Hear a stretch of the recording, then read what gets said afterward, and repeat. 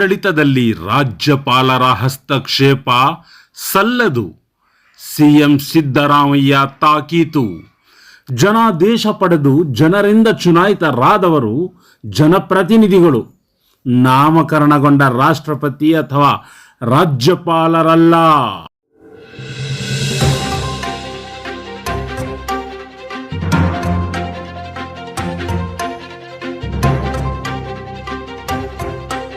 ರಾಷ್ಟ್ರಪತಿಗಳಾಗಲಿ ಮತ್ತು ರಾಜ್ಯಪಾಲರು ಅವರು ಸಂವಿಧಾನದ ರೀತಿ ಕೆಲಸ ಮಾಡಲಿಕ್ಕೋಸ್ಕರ ನಾಮಿನೇಟೆಡ್ ಗವರ್ನರ್ಗಳಿದ್ದಾರೆ. Nominated they are not elected by the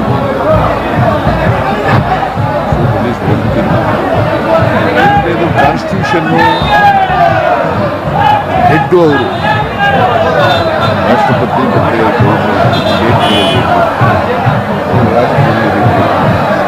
ಅವ್ರು ಕೆಲಸ ಮಾಡಬೇಕಷ್ಟೆ. ಬಟ್ ನಾವೆಲ್ಲ ಜನಗಳಿಂದ ಆಯ್ಕೆಯಾದವರು, ನಾವು ಅಡ್ಮಿನಿಸ್ಟ್ರೇಷನ್ ಹೆಡ್, ಅವರು constitution head. So that is the difference between the governor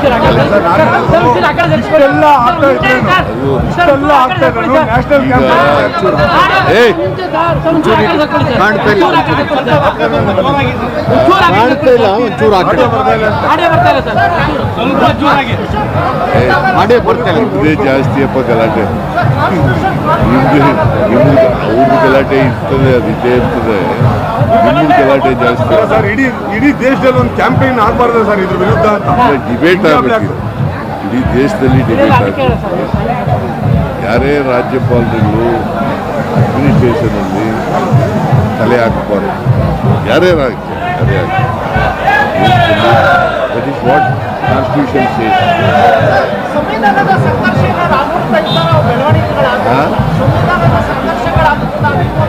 ಸಂವಿಧಾನದ ಸಂಘರ್ಷ ಅಂತೇಳಿ ನಾವು ಅಡ್ಮಿನಿಸ್ಟ್ರೇಷನನ್ನು ನಡೆಸ್ತಾ ಇದ್ದೀವಿ. ಜನ ನಮಗೆ ಮ್ಯಾಂಡೇಟ್ ಕೊಟ್ಟಿದ್ದಾರೆ.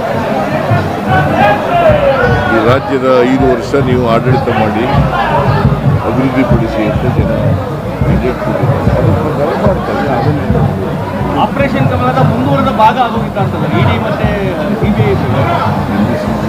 ಇಡಿ ಸಿಬಿಐ ಆಪರೇಷನ್ ಇಲ್ಲಪ್ಪ, ಇಡಿ ಸಿಬಿಐನ ಕೇಂದ್ರದವರು ದುರ್ಬಳಕೆ ಮಾಡಬೇಕು ಆರೋಪ ಇತ್ತಲ್ಲ. ಈಗ ಕೇಂದ್ರ ಸರ್ಕಾರ ನಾಟ್ ಓನ್ಲಿ ಕರ್ನಾಟಕ ರಾಷ್ಟ್ರ ಅಲ್ಲ, ಇಡೀ ದೇಶದಲ್ಲಿ ಎಲ್ಲೆಲ್ಲಿ ವಿರೋಧ ಪಕ್ಷದ ಸರ್ಕಾರಗಳಿದೆ ಎಲ್ಲ ಕಡೆ ಸಿಬಿಐ ಬಳಸೋದು, ಇಡಿ ಬಳಸೋದು, ರಾಜ್ಯಪಾಲರ ಕಚೇರಿಗಳನ್ನು ದುರ್ಬಳಕೆ ಮಾಡ್ಕೊಂಡು ನಡೀತಾ ಇದೆ.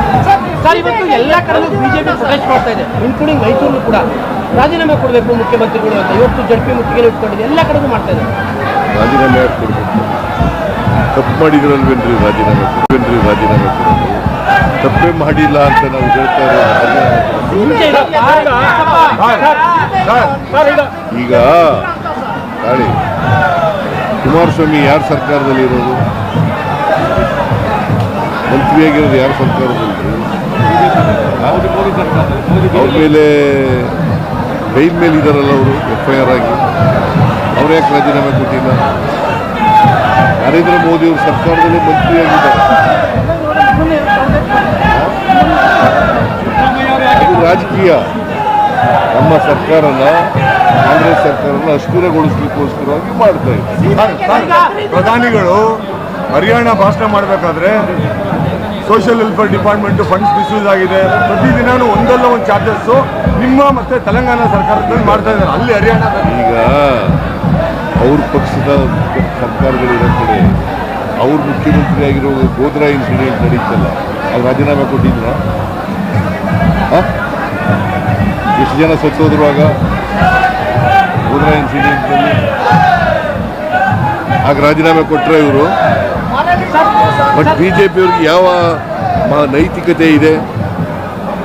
ಕುಮಾರಸ್ವಾಮಿ ಅವ್ರದೇ ಸರ್ಕಾರದಲ್ಲಿ ಇದ್ದಾರೆ, ಅವ್ರು ರಾಜೀನಾಮೆ ಕೊಟ್ಟಿಲ್ಲ. ಅವ್ರ ಮೇಲೆ ಈಸಾನ್ ಬೇಲ್ ಎಕ್ಸ್ಪೈರ್ ಆಗಿ ಜೈಲ್ ಮೇಲಿದೆ ಅವ್ರು ರಾಜೀನಾಮೆ ಅನೇಕ ರಾಜ್ಯಗಳಲ್ಲಿ ಅವ್ರು ಕೂಗ್ತಾರೆ ಬಿಡ್ರಿ ನೀವು ಯಾಕೆ ಆ ಕಡೆ ಓದಿಲ್ಲ ಸರ್ ನಿಮ್ಮ ನಾನು ಹೇಳಿದ್ರೆ ನಂದು ನೀವು ಹೇಳಲಿಲ್ಲ ಪ್ರಧಾನಿ ನಿಮ್ಮನ್ನ ಡಿಫೇಮ್ ಮಾಡ್ತಾ ಇದ್ದಾರೆ ನಿಮ್ಮ ಸರ್ಕಾರನ ಬೇರೆ ರಾಜ್ಯಗಳಲ್ಲಿ, ಅದಕ್ಕೆ ಹೇಳ್ತಾ ಇದ್ದೀನಿ. No they wanted to destabilise Congress government in Karnataka. ಅವರು ಆಪರೇಷನ್ ಕಮಲ ಮಾಡಕ್ಕೆ ನೋಡಿದ್ರು, ಆಗಲಿಲ್ಲ. ಯಾಕೆಂದರೆ ನಾವು 136 ಜನ ಇದ್ದೀವಿ. ಹಿಂದೆ 2 ಸಾರಿ ಅವರು ಜನಗಳ ಮ್ಯಾಂಡೇಟ್ ತಗೊಂಡು ಅಧಿಕಾರಕ್ಕೆ ಬಂದಿದ್ರ 103 ಜನ ಗೆದ್ದಿದ್ರು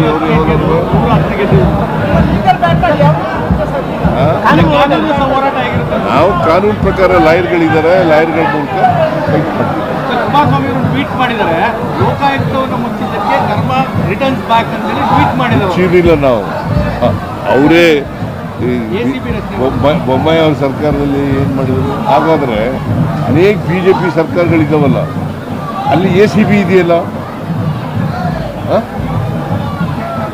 ಈ ಡಬಲ್ ಸ್ಟ್ಯಾಂಡರ್ಡ್ ಯಾಕಪ್ಪ? ಲಾಯರ್ಗಳಿದ್ದಾರೆ, ಲಾಯರ್ಗಳ ಮೂಲಕ ಫೈಟ್ ಮಾಡ್ತೀವಿ. ಕುಮಾರಸ್ವಾಮಿ ಅವರು ಟ್ವೀಟ್ ಮಾಡಿದ್ದಾರೆ, ಲೋಕಾಯುಕ್ತವನ್ನು ಮುಚ್ಚಿದ್ದಕ್ಕೆ ಕರ್ಮ ರಿಟರ್ನ್ಸ್ ಬ್ಯಾಕ್ ಅಂತ ಹೇಳಿ ಟ್ವೀಟ್ ಮಾಡಿದ್ದಾರೆ. ಮುಚ್ಚಿರಲಿಲ್ಲ ನಾವು, ಅವರೇ ಬೊಮ್ಮಾಯಿ ಅವ್ರ ಸರ್ಕಾರದಲ್ಲಿ ಏನು ಮಾಡಿದ್ರು. ಹಾಗಾದರೆ ಅನೇಕ BJP ಸರ್ಕಾರಗಳಿದ್ದಾವಲ್ಲ, ಅಲ್ಲಿ ACB ಇದೆಯಲ್ಲ, ಈ ಡಬಲ್ ಸ್ಟ್ಯಾಂಡರ್ಡ್ ಯಾಕಪ್ಪ? ಅನೇಕ ರಾಜ್ಯಗಳಲ್ಲಿ BJP ಪಕ್ಷ ಅಧಿಕಾರದಲ್ಲಿ ಇರ್ತಕ್ಕಂಥ ರಾಜ್ಯಗಳಲ್ಲಿ ACB ಇದೆ. ಅಲ್ಲ ಅವರು ನೀವು ಎದುರಿದ್ದೀರಿ ಅಂತಾರೆ, ಎದುರು ಬಿಟ್ಟಿದ್ದಾರೆ ಸಿದ್ದರಾಮಯ್ಯ ಕರ್ಮ ರಿಟರ್ನ್. ನಾನು ಎದುರಿದ್ದೀನ ಈಗ? ಕೇಳ್ರಿ, ಇಲ್ಲಿ ಅನೇಕ ತಪ್ಪುಗಳು ಮಾಡಿರೋರು ಅವರು ಅಧಿಕಾರದಲ್ಲಿರುವಾಗ ಅವರಲ್ಲಿ ಯಾವನಾರು ಒಬ್ಬ ಭ್ರಷ್ಟಾಚಾರ ಮಾಡದೇ ಇರ್ತಕ್ಕಂಥವ್ನು ತೋರಿಸ್ಲಿ ನೋಡೋಣ. ಸನ್ಮಾನ ಮಾಡ್ತೀನಿ ಅಂತ ಹೇಳಿ ಹೇಳ್ತೀನಿ ಅಂತ ಹೇಳಿದ್ದೀನಿ, ಅದಕ್ಕೆ ಸನ್ಮಾನ ಮಾಡ್ತೀನಿ ಅವ್ರು ತೋರಿಸ್ಲಿ.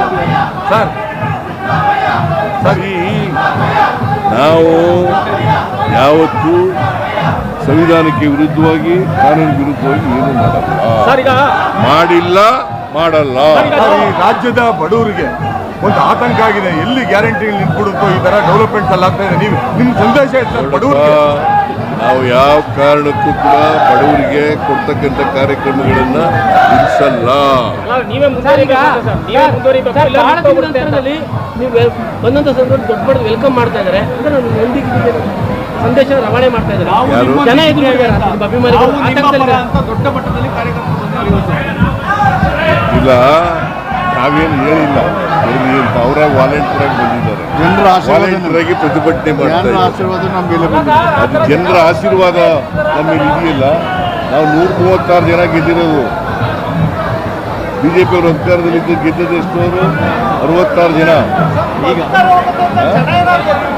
ಯಾವತ್ತಾರು ಓಲಿ 2008 ಆಗ್ಬೋದು, 2018 ಮೆಜಾರಿಟಿ ಜನರಿಂದ ಕ್ಯಾಂಡಿಡೇಟ್ ತಗೊಂಡು ಗೆದ್ದಿದ್ದಾರ?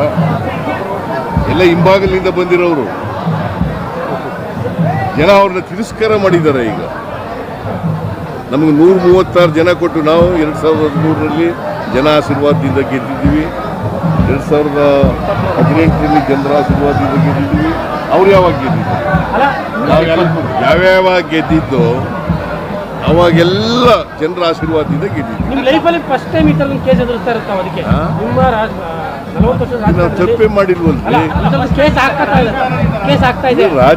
ರಾಜಕೀಯ ಕೇಸ್ಗಳು ಇವತ್ತು ಮೊದಲನೇ ಸಾರಿ ನನ್ನ ಮೇಲೆ ರಾಜಕೀಯ ಕೇಸ್ಗಳು. ಪ್ಲೀಸ್ ಅಂಡರ್ಲೈನ್, ರಾಜಕೀಯ ಕೇಸ್ ಹಾಕಿರೋದು ಇದೇ ಮೊದಲನೇ ಸಾರಿ. ಸಾಕಷ್ಟು ನಾಯಕರಿದ್ರು, ಯಾಕೆ ಸಿದ್ದರಾಮಯ್ಯ ಯಾಕಂದ್ರೆ ನನ್ಗೆ ಕಂಡ್ರೆ ಭಯ ಅವ್ರಿಗೆ.